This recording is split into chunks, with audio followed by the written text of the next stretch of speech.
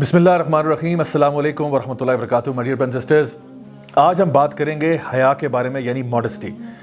अरबी ज़ुबान में हया का लफ्ज़ जो है ये हयात के साथ मिलता जुलता लफ्ज़ है, सेम रूट वर्ड है इनका। यानी कि हया जो है वो आपको हयात देती है, आपको ज़िंदगी देती है। और अगर आपकी ज़िंदगी में हया ही नहीं है तो ये बड़ी ही बेमाने और बेमकसद ज़िंदगी बन जाती है।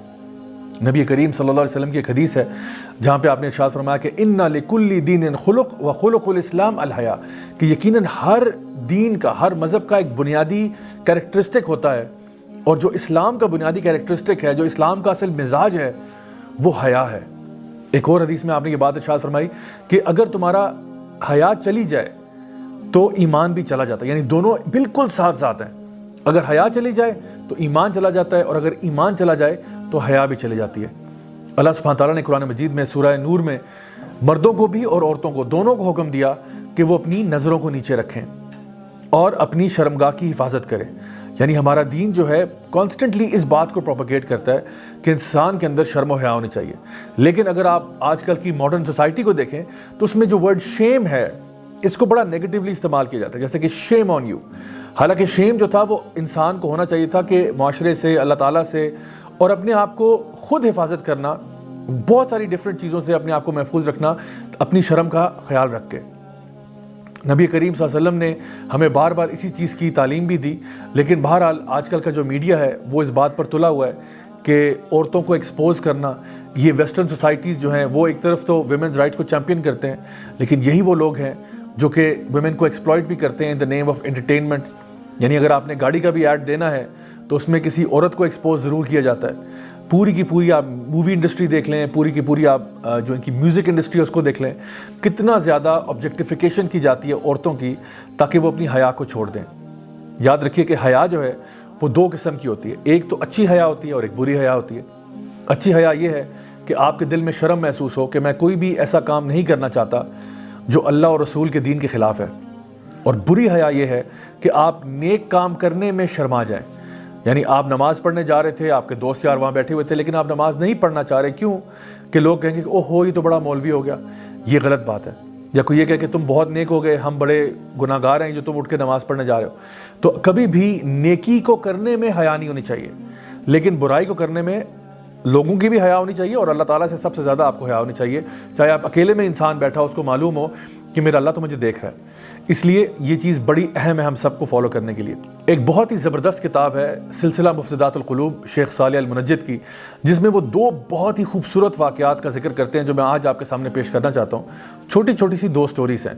पहली स्टोरी जो है वो रबिया बिन ख़तीम की है, जो हमारे सलफ़ुस सालिहीन में से बहुत ही नेक और मुत्तकी शख्स हुआ करते थे, और उनका लोग जानते थे कि वो कितने तकवा वाले हैं, अल्लाह से डरने वाले हैं। तो उस ज़माने के जो यहूद थे उन्होंने ये फ़ैसला किया कि अगर हम चाहते हैं कि मुसलमान यूथ को करप्ट किया जाए, मुसलमान यूथ को राह से हटाया जाए, नेक राह से, तो उसके लिए अगर हम लोग रबिया बिन ख़तीम को करप्ट कर लेंगे जो कि उनके रोल मॉडल हैं, तो फिर यूथ के लिए भी करप्शन की तरफ जाना आसान हो जाएगा। तो उन्होंने क्या किया, उस इलाके की सबसे खूबसूरत लड़की को तलाश किया जो कि एक तवाइफ़ा थी, और उसको ये कहा कि हम तुम्हें पैसे देते हैं कि तुम जाके रबिया बिन ख़तीम को अपनी तरफ माइल करने की कोशिश करो।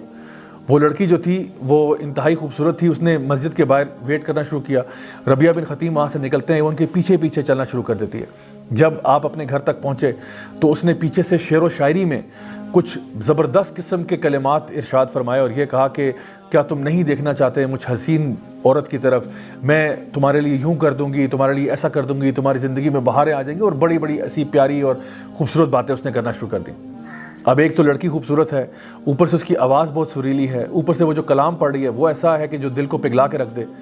रबिया बिन ख़तीम पीछे मुड़ के देखते हैं और उसको अशार में ही जवाब देते हैं कि ए औरत, वो दिन कैसा होगा जब तेरी ये खूबसूरती चली जाएगी, वो दिन कैसा होगा जब तू दुनिया से चली जाएगी और तुझे फिर कब्र के अंदर दफना दिया जाएगा, वो दिन कैसा होगा जब मुनकर और नकीर तेरे साथ कब्र में दाखिल होंगे और तुझसे सवाल पूछेंगे, मन रब्बो का, बता तेरा रब कौन है, माँ दीनों का, बता तेरा दीन क्या है, मन नबियों का, बता तेरा नबी कौन था जिसको तू फॉलो करती थी। और अगर तू जवाब ना दे पाई उस दिन तो सोच के तेरे साथ क्या सलूक होगा कब्र के अंदर, और फिर तू अल्लाह के सामने कैसे जाएगी क़यामत वाले दिन। कभी सोचा तूने कि उस दिन तेरा क्या मामला बनेगा। वो औरत इतनी खौफसदा हुई इस पूरी बात को सुन के कि वो वहाँ से भाग गई। रबिया बिन ख़तीम वो थे جو کسی حال میں بھی اپنی حیا کا سودا نہیں کر سکتے تھے۔ ایک اور شخص ابو بکر المسکی کا واقعہ بھی شیخ صالح المنجد اپنی کتاب میں ذکر کرتے ہیں، جو ہمارے سلف صالحین میں بہت ہی نیک اور اخلاص والے، اللہ سے ڈرنے والے شخص ہوا کرتے تھے۔ ابو بکر المسکی خود بتاتے ہیں کہ میں جب تقریباً 16-17 سال کا تھا تو میری ایک کزن ہوا کرتی تھی جو کہ بہت خوبصورت تھی اور میں اس میں انٹرسٹڈ بھی تھا۔ عمر میں وہ ان سے بڑی تھی، لیکن کہتے ہیں کہ میں اس میں انٹرسٹڈ تھا اور وہ کنفرم میرے میں انٹرسٹڈ تھی، کیونکہ اس نے باتوں باتوں میں یہ بات کا اظہار بھی کیا ہوا تھا۔ لیکن ابو بکر المسکی نے کبھی اس بات کا اظہار اس کے سامنے نہیں کیا تھا۔ تو کہتے ہیں ایک دن کیا ہوا کہ اس نے مجھے انویٹیشن بھیجا کہ جی ہمارے گھر پہ ایک دعوت ہے، سارے فیملی ممبرس کو بلایا ہوا ہے، تو آپ بھی تشریف لے آئیں۔ تو ابو بکر المسکی نے کہا کہ ٹھیک ہے جی، میں بھی وہاں پہ چلا گیا۔ اچھا، جب وہاں پہ جاتے ہیں تو کہتے ہیں کہ میں نے دیکھا کہ وہاں پہ کوئی بھی نہیں تھا سوائے میرے، اور ایک دم سے وہ دروازہ جو ہے وہ بند کر دیا اس نے، اور اس نے مجھے کہا کہ میں تو کب سے اس انتظار میں تھی کہ آپ اور میں اکیلے ہوں۔ ابو بکر المسکی جو اللہ سے بہت ڈرنے والے تھے، ان کو خیال آیا کہ اب میں یہاں سے کیسے نکلوں۔ انہوں نے جواب میں کہا کہ اگر آپ سچ پوچھیں تو میں بھی آپ میں بہت انٹرسٹڈ ہوں، اور مجھے بھی بڑی خوشی ہے کہ ہم دونوں آج اکیلے ہیں اور ایک ساتھ ہیں، لیکن چونکہ میں یہ ایکسپیکٹ نہیں کر رہا تھا، آپ مجھے تھوڑی سی مہلت دیں کہ میں ذرا واش روم سے ہو آؤں اور ذرا فریش اپ ہو کے پھر آپ کے پاس میں آتا ہوں۔ تو اس نے کہا ٹھیک ہے جی، آپ جائیں، اور جب آپ واپس آئیں گے تو میں آپ کا انتظار کر رہی ہوں گی۔ ابو بکر المسکی واش روم جاتے ہیں اور قضائے حاجت کے لیے، اور پھر جو بھی اپنا جو ریفیوج ہے، جو گند بلا ہے، اس کو سارا اپنے اوپر مل لیتے ہیں، اپنے پورے کپڑوں کے اوپر، لباس کے اوپر۔